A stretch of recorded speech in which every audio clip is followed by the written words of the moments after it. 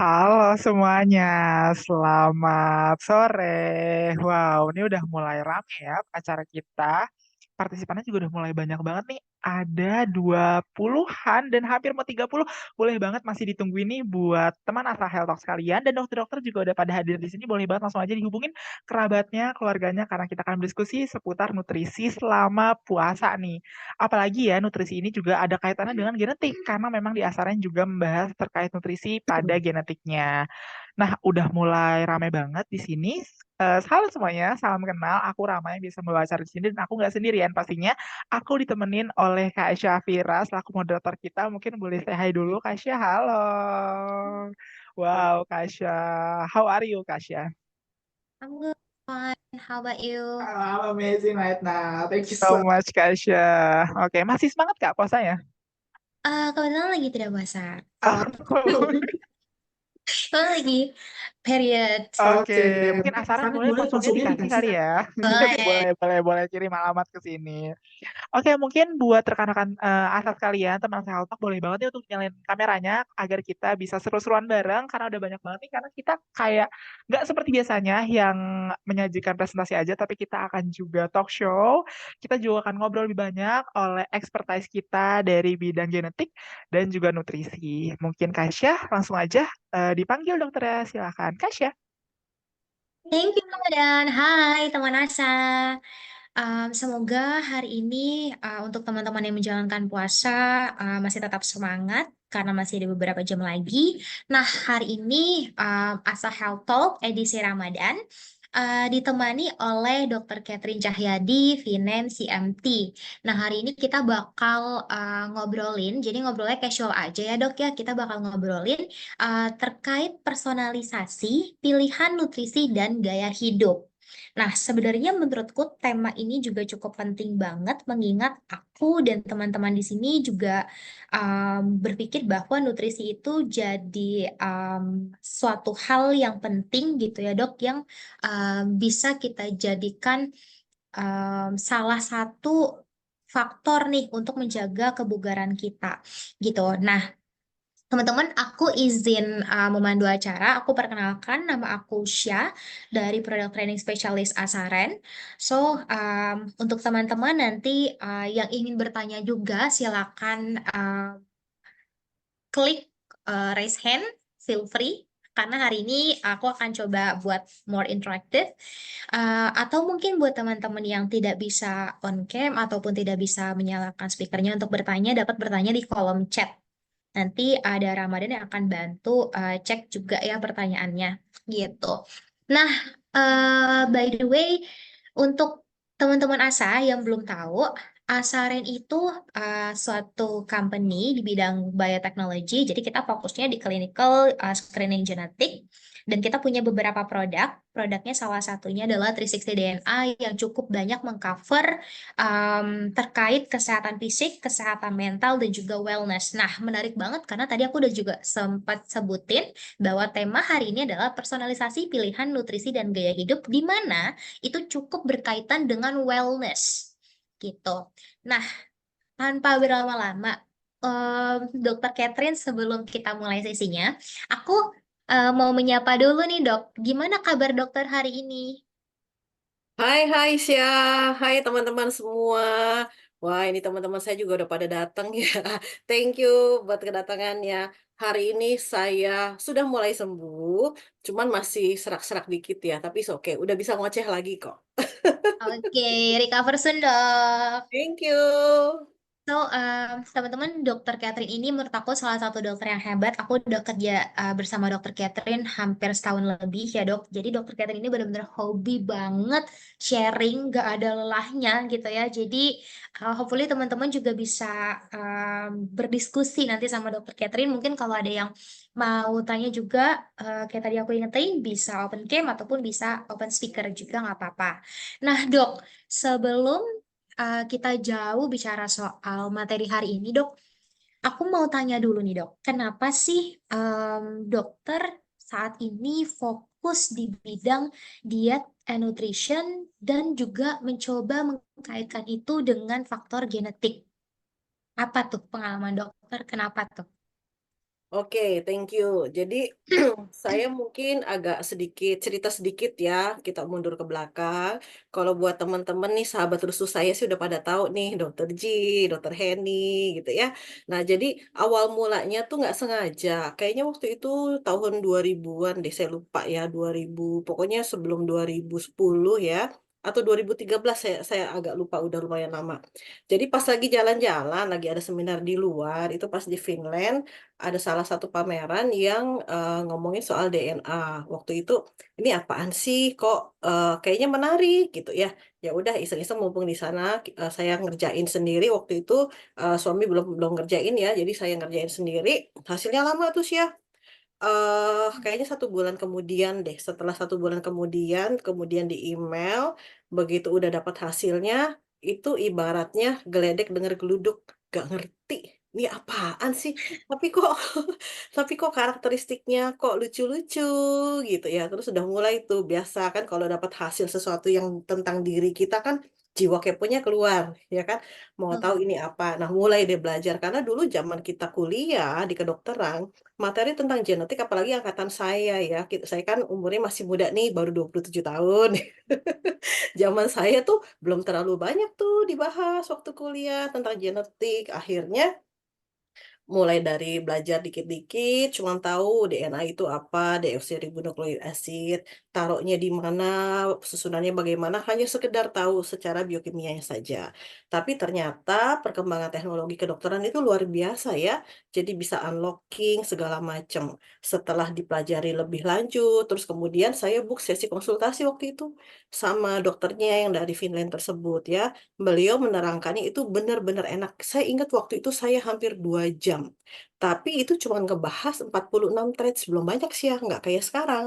Ya, bayangin itu di tahun 2000-an itu 46 traits aja saya nganga gitu ya. Nah, begitu udah dari situ, nah mulai deh iseng tuh. Terus kayaknya dijawab deh sama semesta. Tiap kali buka-buka internet, ada aja tuh nongol tuh tentang DNA, tentang DNA. Nah, terus yang kedua kali pas lagi di Korea, saya melakukan juga tes DNA juga gitu. Tapi waktu itu di Korea lebih sedikit lagi karena waktu itu cuma DNA methylation sama DNA yang untuk kandungan gitu ya dari PCOS, endometriosis segala macam. Nggak ada nutrigenomik segala macam gitu belum ada ya. Dapat tes dari DNA yang kedua, loh kok beda ya? Hasil yang di pertama dan kedua itu nggak ada yang sama. In term of karakteristiknya beda. Oh, berarti kan karena ada jarak gap tahun ya. Berarti tambah ke sini tambah banyak, tambah banyak. Nah, mulai gitu ya. Terus juga saya juga ngelakuin pemeriksaan dari Taiwan, kemudian dari Singapura waktu itu ada, kemudian juga dari Australia gitu ya. Pokoknya setiap kali ada yang jualan dalam tanda kutip mempromosikan tentang tes DNA, saya pasti ambil. Gitu. Jadi kalau dipikir-pikir kayaknya lebih dari 15 macam tes DNA yang diri saya pribadi punya gitu ya. Nah, Wah. semenjak itu terus mulai tertarik nih kayaknya lucu juga ya kalau kita ngomongin tentang blueprint kita ya. Terus saya kan penggemar science fiction nih yang cloning lah segala macam. Wah, ini cikal bakal cloning nih gitu ya. Jadi itu kurang lebih seperti itu. Jadi nah ternyata setelah saya semakin gali, kemudian juga saya ikut beberapa sertifikasi karena di Indonesia kan belum ada nih tentang genetik konselor, nggak kayak sekarang kan sudah banyak ya. Nah tapi zaman itu belum ada, jadi saya ngambil beberapa pendidikan informal, edukasi dari luar. Ada yang dari India, ada dari yang Finland juga ada, kemudian juga ada yang dari Singapura ya. Jadi beberapa saya ambil, kemudian saya mempelajari lebih jauh. Dan ternyata tambah ke sini setelah saya memperdalam tentang functional medicine, ternyata materi genetik itu sangat berperan untuk memberikan personalisasi medicine. Jadi kita itu tambah ngerucut, ngerucut, ngerucut. Kalau dulu kan istilahnya nih kalau kita ngobrol sama sesama teman dokter, Indonesia Raya. Pokoknya kalau sakitnya batuk, obatnya A, B, C, udah di mana-mana semuanya sama gitu ya. Eh, ternyata setelah kita mengerti tentang DNA, loh, ternyata enggak ya. Karena ada beberapa obat yang bisa diolah sama tubuh kita, bahkan ada beberapa yang nanti tidak ada hasilnya gitu ya. Dan jadi pemeriksaan kan udah mulai banyak nih, nggak cuman ngomongin tentang nutrigenomics, ngomongin juga tentang DNA penyakit, oncogenomics, kemudian juga obat-obatan, farmakogenomics, olahraga juga sport genomik, pokoknya banyak deh omik-omik seperti itu ya. Nah, dari sana setelah saya mengalami sendiri, apalagi waktu itu kejadian setelah saya ambil Vinem ya di tahun 2020 nih bareng nih sama Dokter Heni juga ada tuh tadi di situ ya. Nah, pulang dari India, saya istilahnya dapat musibah, kaki saya patah. Pada saat kaki saya patah, ternyata langsung kan dibawa tuh ke rumah sakit. Ternyata di rumah sakit confirm patah dan disarankan untuk dilakukan operasi plate and screw, pasang pen ya. Nah, pada saat pasang pen saya ingat saya tuh punya hasil farmakogenomik yang dikerjakan mungkin sekitar 4-5 tahun sebelum kejadian ya. Nah, terus saya setelah confirm oke, saya mau dioperasi. Kejadiannya waktu itu adalah Minggu malam. Senin pagi sebelum dioperasi saya minta sesi konsultasi dengan dokter anestesi. Karena saya tahu banyak banget obat anestesi yang saya nggak bisa pakai dari hasil pemeriksaan DNA obat-obatan atau farmakogenomik. Ya udah, saya ketemu dokternya datang ke ruangan saya ngomong, "Dok, saya punya hasil farmakogenomik, ini hasilnya." Karena kan tersimpan ya semuanya by PDF di HP, saya tunjukin. Terus dokternya gini, setelah baca, "Dok, boleh nggak kalau operasinya saya tunda 6 jam?" "Kenapa, Dok?" "Ini obat-obatannya yang dokter bisa, kita nggak punya, rumah sakitnya nggak punya, padahal itu rumah sakit besar." Ya, kasih saya waktu, saya mau cari dulu. Kalau ada satu obat yang untuk menahan mual, kan biasa kalau habis operasi panjang kayak gitu kan kita pasti mual nih. Nah, obatnya itu namanya ondansetron. Saya nggak bisa pakai ondansetron, karena ternyata caution-nya X harus diganti ya. Saya hanya bisa pakai metoclopramid. Sedangkan saat itu di 2020, di rumah sakit itu udah nggak ada, udah nggak umum. Masih ada, tapi jarang. Ya, akhirnya dokternya muter-muter nyari. Nah, singkat kata, nggak cuma si metoclopramid. Saya nggak bisa pakai ondansetron, saya tidak bisa pakai beberapa obat bius, yang which is obat bius yang saya nggak bisa pakai, itu yang biasanya rumah sakit pakai. Kemudian obat anti nyeri, satu-satunya anti nyeri yang saya bisa pakai adalah paracetamol. Sedangkan yang lain-lainnya nggak bisa. Kebayang dong ya, dokternya juga udah ngomong, "Dok, ini nanti untuk pain manajemennya agak sulit nih kita kalau cuma ngandelin paracetamol doang gitu ya." Karena ya namanya operasi pasang pen, jadinya nggak usah ditanya deh gitu ya. Nah, sedangkan obat sakitnya saya cuma pakai itu. Jadi, waduh, ini lumayan menderita nih dalam tanda kutip ya. Nah, tetapi hikmah di balik itu adalah kebenaran dokter anestesinya memang aware, dia mengusahakan obat yang dikasih ke saya sesuai dengan apa yang saya bisa pakai, dan juga dokter ortoped saya juga ngikutin. Oke, saya nggak bisa pakai anti sakit ini. Jadi benar-benar semuanya mulai dari premedikasi, kemudian saat operasi sampai post medikasi itu saya hanya minum obat-obatan yang tubuh saya bisa pakai sesuai dengan hasil DNA. Dan biasanya orang kalau patah kaki pasang pen kan 6 bulan ya. Saya hanya 1 bulan di kursi roda, 1 bulan di tongkat, dan bulan ketiga saya sudah jalan normal. Saksi hidupnya banyak, teman-teman dekat saya yang kebenaran hadir juga, mereka saksinya. Gitu. Jadi itulah luar biasanya. Pada saat kita benar-benar tahu blueprint kita tuh ngomong apa kondisi tubuh kita, dan kita relate dengan kehidupan kita dan kita terapkan, wah itu hasilnya luar biasa. Makanya tambah ke sini saya tambah cinta sama DNA gitu ya. Karena kenapa? Kan genetik loads the gun, tetapi lifestyle yang pulls the trigger. Bisa dibayangin dong sih ya. Kalau saat itu saya tidak punya hasil pemeriksaan DNA obat-obatan, saya harus melakukan major operasi, ya nggak mungkin deh bulan ketiga udah jalan normal. Pasti proses pemulihannya akan semakin lama, gitu. Oke, menarik. So, aku bisa tarik kesimpulan, Dok. Jadi, dari proses atau journey yang dokter selama ini lakukan gitu ya, mencoba atau membandingkan melihat kebutuhan dari tes DNA ini dan disesuaikan juga sama kondisi dokter pada saat itu. Mungkin nggak cuma patah kaki kali ya, Dok. Di luar itu mungkin ada banyak lagi kondisi yang ternyata cukup relate nih. Pemeriksaan screening genetik, tes DNA ini juga cukup membantu di beberapa fungsional kehidupan dokter lainnya gitu ya, Dok.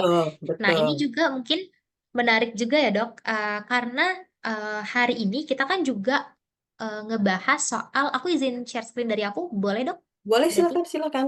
oke. Nah, untuk topik hari ini kan personalisasi pilihan nutrisi dan gaya hidup. Nah, aku mau tanya dulu, Dok. kadang kan kita sebut-sebut nutrisi nih ya, tapi Iya. mungkin banyak orang yang nggak paham juga nih, sebenarnya nutrisi itu tuh apa? Nah, kalau dulu ya, zaman kita sekolah, itu kan udah ada jargon yang terkenal tuh, 4 sehat 5 sempurna, ya, terdiri dari eh, apa namanya, karbohidrat, buah-buahan, lauk pauk, terus kemudian yang terakhir kalau nggak salah susu, ya, 4 sehatnya 5 sempurnanya adalah susu, ya. Nah, tapi ternyata kalau kita tarik mundur lagi dengan kondisi DNA kita, banyak loh faktor-faktor makanan, faktor diet dan nutrisi yang ternyata tidak semua orang metabolismenya baik. Gitu, dan inilah yang dibuka oleh DNA. Jadi, apa yang jadi makanan buat seseorang bisa jadi racun yang pahit buat orang lain. Gitu loh. Jadi sekarang, apalagi kami ya, dokter yang bergerak di bidang functional medicine, kita benar-benar merekomendasikan dari makanan, diet, olahraga, lifestyle-nya juga, benar-benar kita melihat DNA-nya seperti apa, dan jadi nanti rekomendasi menu, rekomendasi nutrisinya ya. Kan kalau kita bilang nutrisi kan banyak nih. Ada makronutrisi, ada mikronutrisi, kemudian ada vitamin. Nah, nanti kita akan gali lebih lanjut yang di belakang ya. Nah, jadi konsep 4 sehat 5 sempurna itu sekarang kalau di bidang functional medicine sudah tidak berlaku. Karena kenapa? Tubuh itu unik. Kan 99,9% manusia Homo sapiens materi genetiknya itu sama sih ya. Tapi yang membedakan itu hanya 0,1%. Yang dilihat apa? Yang dilihat adalah SNP atau single polymorphism nukleotida. Ya, saya kebalik single nukleotida polymorphism. Nah, justru di pasangan basa kan kita kan pasangan basa DNA itu kan lebih dari 3 miliar ya. Nah, justru si SNP-nya itu yang berbeda itu yang bikin kita unik ya. Even kembar identik juga kan nggak ada yang sama nih. Nah, makanya kenapa pada saat kita merekomendasikan personalisasi medicine atau precision medicine, kita selalu mengawinkan. Kita lihat dulu materi genetiknya seperti apa, kita kombinasikan dengan lifestyle supaya apa? Supaya materi genetik yang kurang mendukung bisa tertutupi dengan epigenetik yang baik. Kan kalau DNA mah kita nggak bisa rubah, protesnya sama Tuhan gitu ya. Nah, tetapi gimana caranya kita mengcover? Kita rubah epigenetiknya, lifestyle kita dukung untuk mensupport supaya si SNP yang kurang bagusnya tersebut tidak keluar dan kita akan mendapatkan hasil yang lebih baik ya. Makanya kenapa sekarang si SNP-nya ini ya, itu kan ada beberapa macam nih, karena kan pasangan 4 asam basa itu kan lebih dari 3 miliar pasangan ya. Nah, ada yang dibilang genotype 1, genotype 2, genotype 3 ya. Ada beberapa bahkan sampai yang genotype 4 ya. Nah, itu bisa dilihat apakah dia responnya meningkat, lebih baik, atau tidak berefek, atau justru lebih buruk atau menurun ya. Nah, si respon ini adalah yang kita lihat yang berpengaruh terhadap kesehatan dan performa kita. Oke, menarik. Masih di slide ini ya, Dok. Jadi kebetulan kan bulan ini bulan puasa nih, Dok. Mungkin aku mau share sedikit dari sisi aku dan beberapa kolega yang mengalami juga gitu ya, Dok, di kantor ataupun di lingkungan aku. Biasanya kalau misalnya bulan puasa tuh, Dok, tendensi untuk naik berat badannya tuh justru meningkat, Dok. Jadi eh, selama bulan Ramadan aku udah naik 2 kilo, Dok. Gitu. Jadi kemarin sempat turun sebelum bulan Ramadan turun 2 kilo, terus naik lagi nih 2 kilo. Ini tadi pagi aku tuh nimbang sekitar 61. Gitu. Nah, iya. Nah, aku juga ternyata cek, Dok. Kan di em, pemeriksaan screening genetik itu kita juga bisa melihat ya, Dok, tendensi untuk gen wetnya ini orang tuh gampang naik berat badannya signifikan atau enggak. Betul nggak, Dok? Ya, betul, betul. Itu adalah salah satu yang diperiksa ya dari pemeriksaan DNA Mm-mm, 360. Kalau berkaitan dengan berat badan itu banyak banget karakteristik yang diperiksa. mm-mm, Mulai dari ability to mm-mm. maintain weight loss, tendency to gain weight, kemudian pemakaian fat storage, respon terhadap insulin. Nah, seperti itu ya. Even gen yang khusus untuk melihat apakah kita punya gen obesity atau tidak itu juga ada di sana. Tuh. Nah, Mm-mm. kalau di Oke. kasusnya Nah, gimana? mm-mm. Ya, aku sebenarnya ada pertanyaan sih, Dok. Apakah itu juga salah satunya faktornya karena aku kurang tidur? Karena beberapa artikel atau sumber yang aku baca katanya kalau misalnya kurang tidur itu juga menyebabkan kenaikan berat badan. Jadi sebenarnya pertanyaan aku kira-kira atau sebenarnya menurut ilmiah faktor kenaikan berat badan secara drastis misalnya kayak 2 sampai 5 kilo gitu ya, Dok, dalam waktu beberapa hari atau seminggu itu faktornya apa aja sih dan apakah itu ada di tes DNA? Ada, ada banget ya. Nah, kenapa kok ada sekarang gini? Nah, saya boleh share screen ya, boleh share, tolong take down dulu. Boleh, Dok. Oke, nah ini dia. Jadi, kenapa kok pola tidur ini penting banget ya? Nah, sudah kelihatan belum? Yes, Lihat. ini kayaknya saya mesti, Yes. oke, udah besar ya? Oke, belum Belum. besar? Belum ya, sudah nggak apa-apa. Belum. Nah, ini di Oke. sini ya, kita bisa lihat.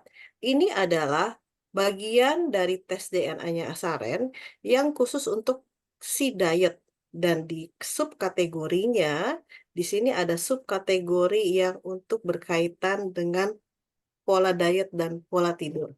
Karena kenapa? Ini juga berkaitan dengan sistem biokimia tubuh kita ya.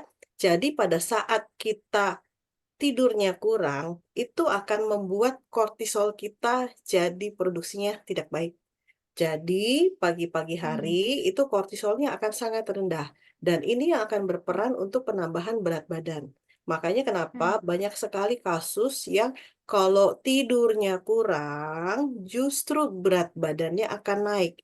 Jadi nggak cuman pengaruh dari sistem hormonal di dalam tubuh kita juga, tetapi respon dari DNA, pola tidur, dan pola diet itu erat kaitannya. Ibarat sister bestie gitu ya.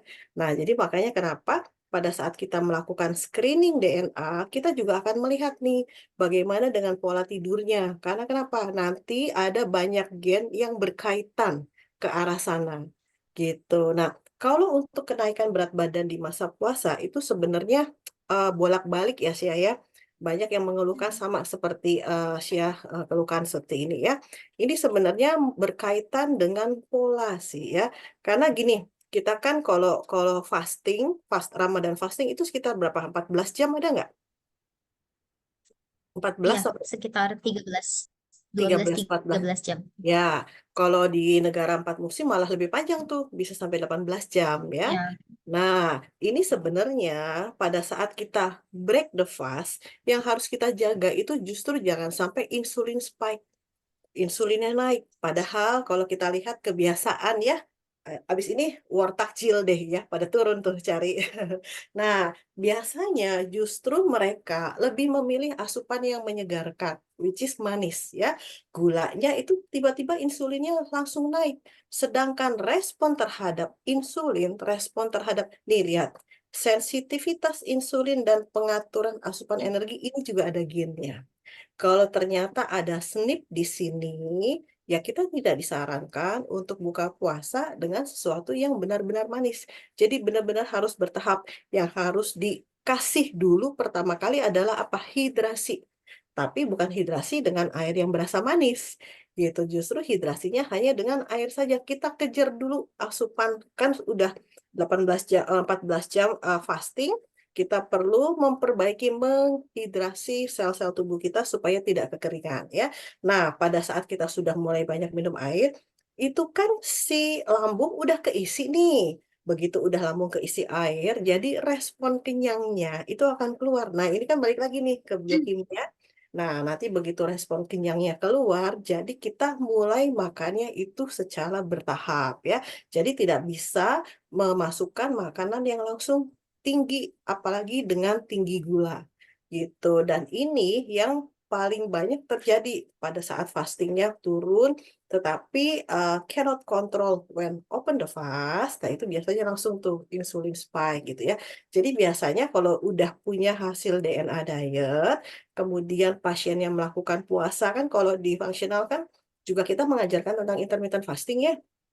nggak cuma ngajarin tentang intermittent fastingnya juga, tapi ngajarin gimana buka puasanya. Kita ngintip dulu nih, gennya bagaimana, respon tuh karbohidrat bagaimana, respon tuh protein bagaimana. Nah, itu nanti acuan untuk menu berbuka puasanya, kita balik lagi, kita ngintip dari DNA kita, gitu. Oke, oke.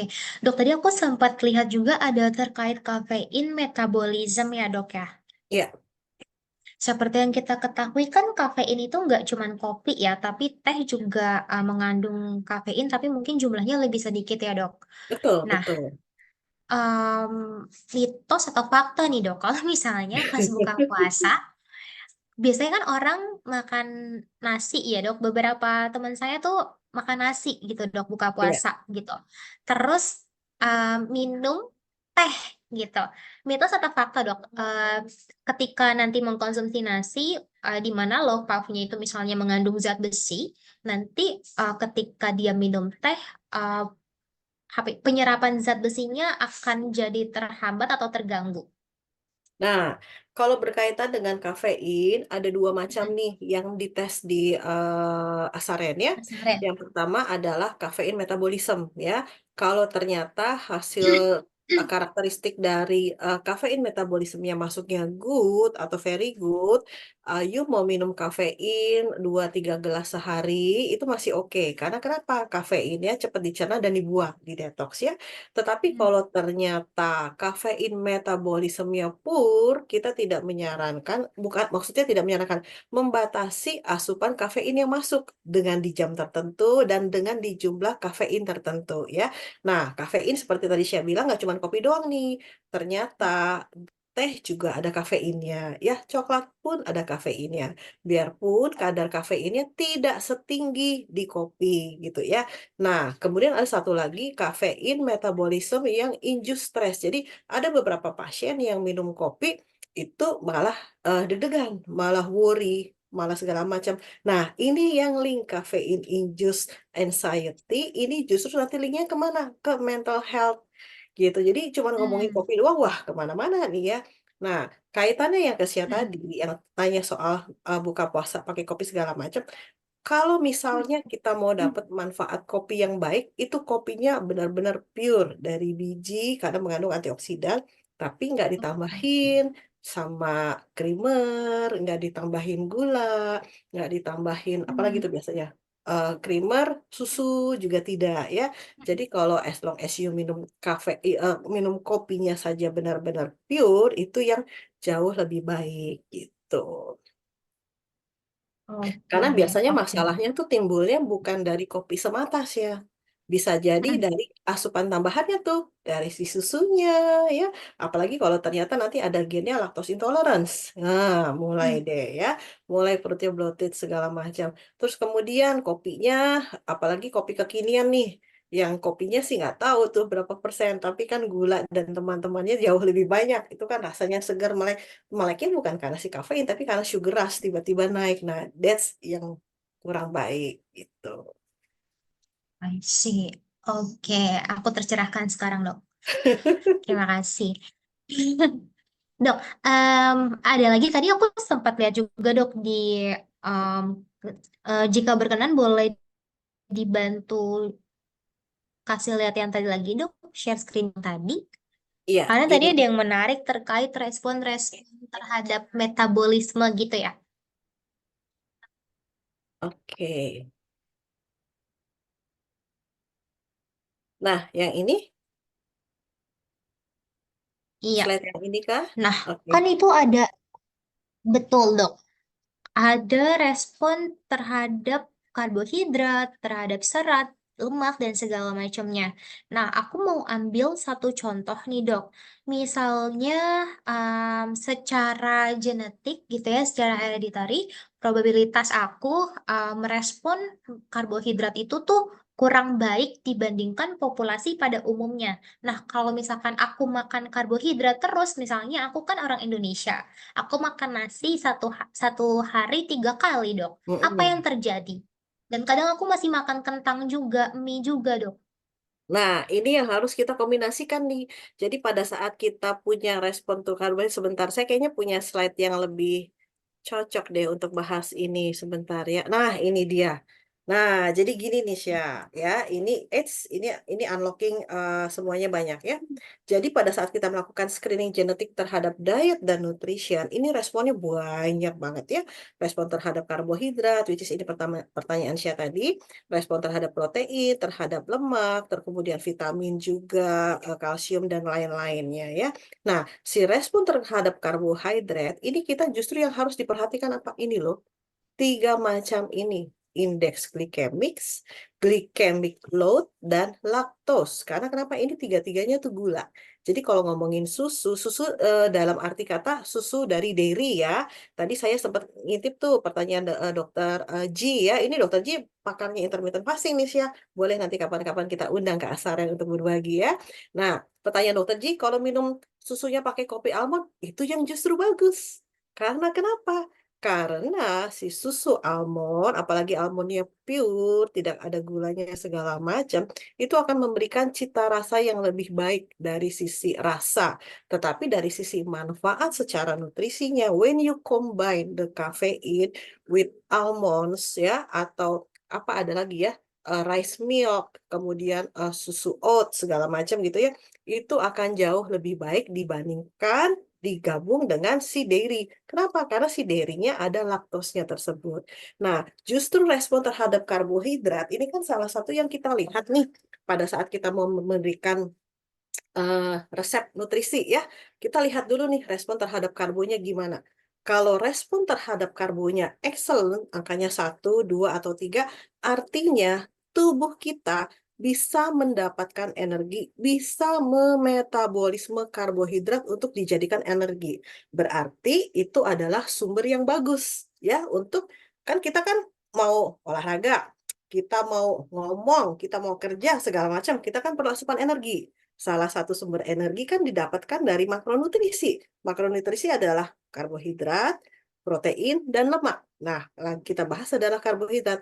Tetapi tetap kita harus perhatikan ini loh. Bagaimana dengan indeks glikemiknya, bagaimana dengan glycemic load-nya, untuk menjaga supaya kita tidak overeating makan si karbo. Kalau overeating makan si karbo, kan nanti larinya gain weight gitu. Jadi triknya di sini adalah biasanya genetik counselor-nya akan memberitahu, oke Ibu, jenis karbonnya yang dimakan, Google cari yang indeks glikemiknya di bawah 50 gitu ya. Karena banyak banyak banget ya, nanti kita bisa pilih. Nah, kalau kentang, saya tidak menganjurkan untuk makan kentang. Karena kenapa? Indeks glikemiknya kentang tinggi. Jadi kalau dikasih kentang sama nasi, saya mendingan pilih nasi karena indeks glikemiknya lebih rendah dari kentang. Gitu. Oke, nah banyak kadang orang yang justru lebih pilih kentang daripada nasi ya dok. Udah salah kaprah karena dulu kita diajarinnya begitu. Tapi dengan Hmm. kemajuan ilmu pengetahuan, kita kan bisa melihat ya masing-masing dari glycemic loads ya.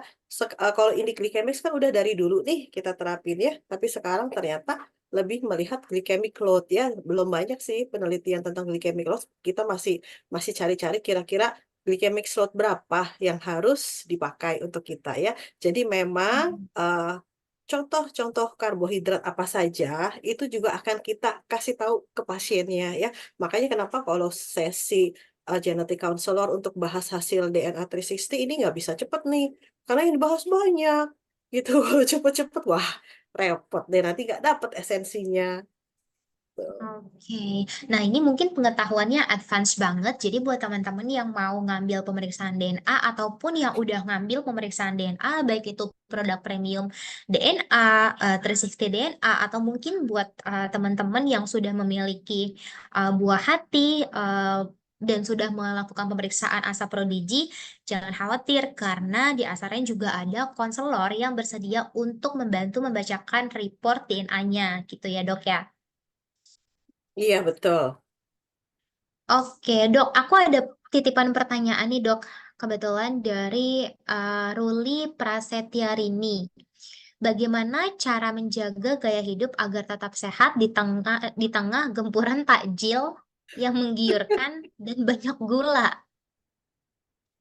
Nah, itu tadi kayaknya saya udah share tipsnya deh. Jadi yang paling penting pada saat buka puasa adalah pertama asupan nutrisi untuk apa? Hidrasi dulu.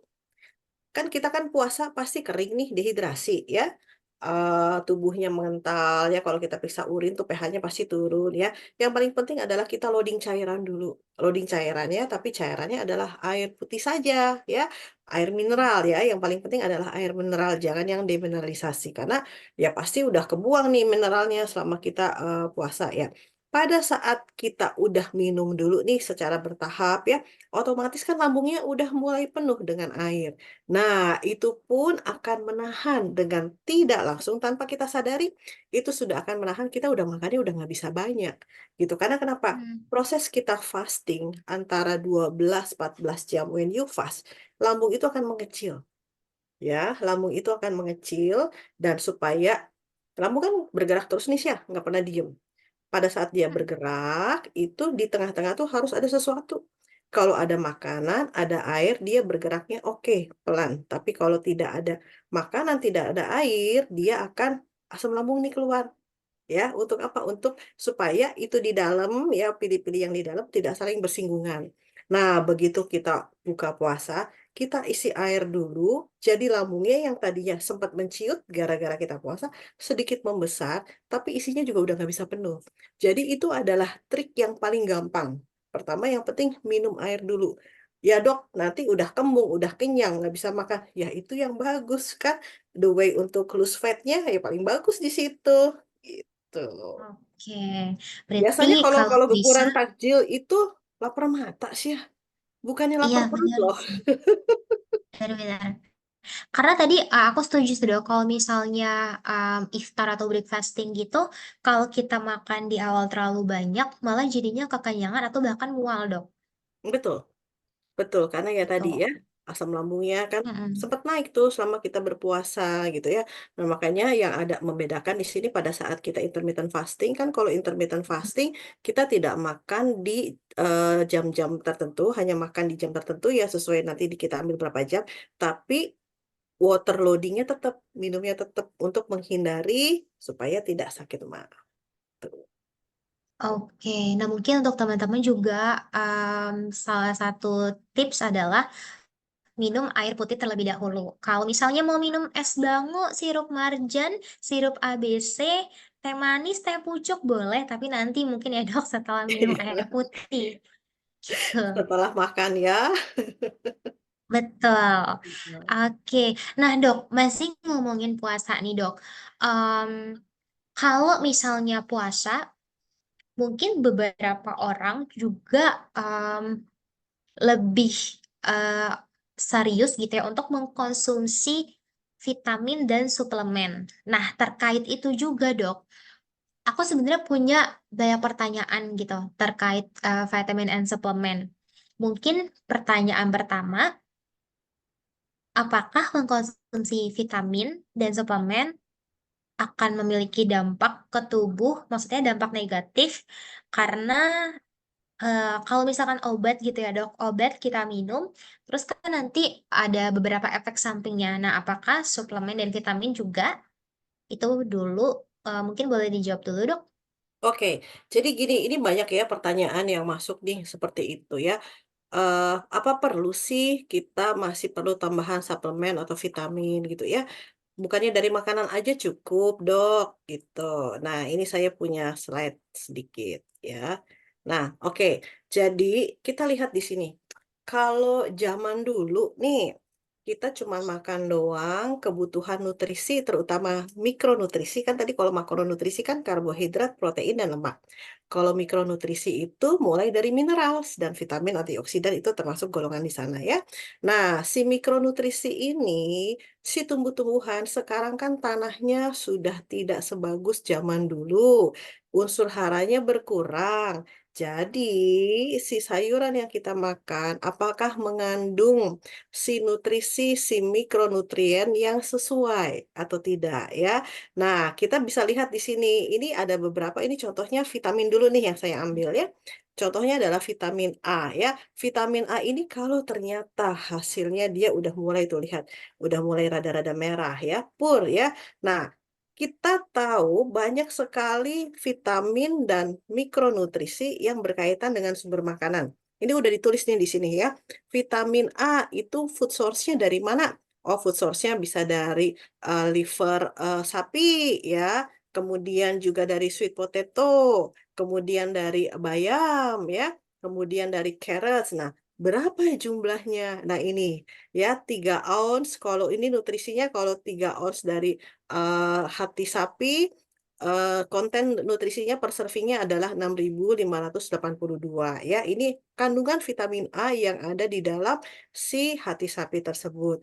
Nah, kalau kita sudah ada SNP, ini udah warnanya udah merah-merah semua. Vitamin A-nya pur, vitamin D-nya pur, vitamin B9-nya ini yang tipikal yang oke ya. Kalau ini dua pur, berarti kebutuhan tubuh kita untuk mengolah si vitamin A dan vitamin D itu dosisnya lebih tinggi daripada orang dewasa ya. Nah, dari sini dokternya nanti bisa akan menghitung. Kalau gitu perlu dosis berapa sih? Karena vitamin A, vitamin D, vitamin B9 ini kita bisa tes. Di lab ada. Tinggal ngomong aja datang ke lab manapun, biasanya vitamin kayak gini nggak perlu puasa ya, bisa ambil darah, bisa dites. Nah, kita sebagai konselor genetik, kita akan mengawinkan. Kita akan lihat bagaimana dengan hasil genetiknya vitamin A dan hasil vitamin A-nya yang sekarang. Kalau ternyata hasilnya seperti ini, dia kondisinya sudah poor, dan ternyata vitamin A di dalam darahnya juga sudah rendah, berarti kita harus lebih banyak makannya ya. Nah, 3 ons hati sapi banyak loh sih ya. Sanggup tiap hari makan hati sapi 3 ons segitu banyak. Mual kalau saya mah gitu ya. Nah, makanya kenapa? Apakah kita bisa mencukupi? Lihat nih, ini sudah ada perbandingannya ya. Jumlah food source-nya apa, beratnya berapa, dan dosisnya berapa. Nah, sometimes kita nggak sanggup untuk makan segini banyak. That's why di sini perlu tambahan suplemen dan vitamin. Apalagi kalau kita gennya udah kayak begini. Nah, kalau contohnya ini vitamin B9 ya. B9 ya dia kategorinya tipikal. Kalau tipikal excellent atau good, satu atau dua atau tiga, dia hanya ngandelin makanan saja food source yang biasa-biasa saja. Dosisnya segini udah cukup. Karena tubuhnya bisa mengolah dengan baik. Tetapi kalau kondisinya seperti itu, nggak bisa. Tetap harus dapat tambahan si suplemen dan vitamin. Ini baru ngomongin dari vitamin ya. Nah, ini slide berikutnya. Ini adalah yang untuk mineral ya, karena yang paling banyak ya. Ion metabolisme dan magnesium metabolisme itu nanti lari ke gennya lumayan banyak. Si ion lari ke defisiensi anemia segala macam kan kalau kita kaitkan dengan penyakit-penyakit ini banyak loh penyakit yang berkaitan dengan metabolisme ion dan penyakit yang berkaitan dengan magnesium. Salah satunya nanti yang di hipertensi, kemudian juga nanti di sports genomic ini juga banyak gen yang berkaitan dengan magnesium ya. Jadi kalau kondisinya sama kayak begini merah, apa sanggup kita makan ini source-nya iron tuh source-nya ini kita sanggup makan tiap hari? No. Makanya kenapa tetap si suplemennya dibutuhkan selain dari makanan. Karena makanan kita tetap makan, tetapi untuk mencukupi apalagi untuk mengatasi gen kita yang ada SNP-nya, kita memerlukan tambahan suplemen selain dari makanan. Oke, nah dok kalau tadi misalnya konsumsi vitamin atau suplemen gitu, sebenarnya misalnya aku udah konsumsi selama 3 bulan atau 6 bulan, let's say, apakah itu bisa diukur, let's say, apakah badan aku lebih bugar ataukah nanti bisa reduce some disease atau gimana tuh dok? Yes, betul banget sih ya. Karena sekarang mostly vitamins dan mikronutrisi, vitamins, minerals, dan antioksidan itu bisa dites di lab ada ya. Kalau misalnya Hmm. ada dana lebih, karena itu bukan tes yang murah ya, lumayan loh, satu itemnya 300.000, 10 macam aja udah 3 juta gitu ya. Kalau misalnya ada dana lebih untuk pengen tahu apakah saya sudah cukup apa tidak, silahkan bisa melakukan tes tersebut. Kemudian setelah ada hasilnya, kalau ternyata memang rendah segala macam, biasanya kami akan menyarankan suplementasi selama minimal 3 bulan ya. Nah, dari 3 bulan, apa yang kita lihat? Kita pertama ajarkan pasiennya untuk observe dulu ya. Karena kita terangin nih, kalau kekurangan vitamin A, gejalanya ini. Kekurangan vitamin ini, gejalanya ini. Kekurangan mineral ini, gejalanya ini. Pada saat sudah disuplementasi, you have to ask your body. Tanya sama dirinya sendiri. How do I feel? Lebih bugar kah? Lebih enak kah? Atau nggak ada? Nggak ada bedanya, Dok. Nah, ya, satu, supaya nggak keluar duit banyak nih buat ngetes di lab, ya. Kita as. Tetapi kalau mau tes, silahkan. Nanti kita akan bandingkan. Before test dengan suplementasi minimal 3 bulan. Kenapa 3 bulan? Karena yang itu yang akan kita baca adalah yang terserap di dalam serum darah, ya. Setelah 3 bulan, baru nanti kita lakukan perbandingan. Kalau ternyata ada peningkatan, sudah cukup nih, kita sudah mencapai level optimal yang diinginkan, kita bisa turunkan si suplemen tersebut, ya. Tapi kalau nggak usah lah, Dok, saya nggak usah periksa, saya lebih enak. Oke, setelah 3 bulan kalau mau diturunin bisa, ya. Nah, kan kalau sudah ada SNPs di DNA kan itu forever nih, nggak bisa diperbaiki dalam tanda kutip, ya. Nah, tetapi si epigenetik nih, si bajunya kita udah bisa bisa turunin. Karena kenapa? Kan ibarat tabungannya udah banyak nih, Sya. Nah, kita bisa Hmm. turunin. Saya biasanya ngajarin pasien pakai prinsipnya TCM. Jadi udah 3 bulan udah nggak tiap hari lagi nih minumnya. Tapi kayak orang kerja aja, Senin sampai Jumat, Sabtu Minggu atau lagi holiday libur ya udah nggak usah minum nggak apa-apa karena kita udah nabung 5 hari gitu. Oke, pokoknya nanti kalau misalnya memang itu direkomendasikan oleh dokter, akan dibantu pantau juga ya dok ya oleh konselor ke Pastinya, dokternya gitu. Oke. pastinya. Oke, nah ini ada pertanyaan di kolom komentar dari Mbak Ana untuk konsul hasil DNA dengan siapa ya? Apakah berbayar? Hai Mbak Ana, yes, jadi untuk konsul hasil screening genetik atau tes DNA, kalau misalnya Mbak sudah beli produknya, kalau misalnya beli produknya bundling, telehealth itu udah include. Nah, tapi kalau misalnya sudah beli produk dan tidak termasuk telehealth, itu nanti akan berbayar. Nah, untuk range harganya sekitar start from 150.000 per 30 menit aja gitu. Jadi, dengan 30 menit aja, Dokter Catherine pun juga bisa membagikan bahkan 2 kategori lebih kali ya gitu. Jadi nanti gampang banget tinggal buka aplikasi Asaren dan di situ ada fitur namanya consultation. Nanti tinggal diklik dan ada beberapa dokter yang sesuai dengan kebutuhan yang ada di pemeriksaan screening genetik. Contohnya misalnya, oke, mau konsultasi dengan dokter anak, nanti bisa pilih dokter spesialis anak, ataupun nanti juga bisa pilih dokter-dokter yang lain. Ketika nanti pilih konsultasi schedule-nya dan segala macam, akan ada, oke, dokter ini bisa bahas soal diet and nutrition nih, dokter ini bisa bahas soal penyakit jantung dan lain-lain. Kayak gitu. Oke, Dokter Catherine, sepertinya kita sudah di penghujung acara. Terima kasih banget untuk Dokter Catherine yang mau sharing hari ini. Aku mau minta Dokter Catherine untuk closing statement nih dok, untuk teman-teman sebelum kita akhiri.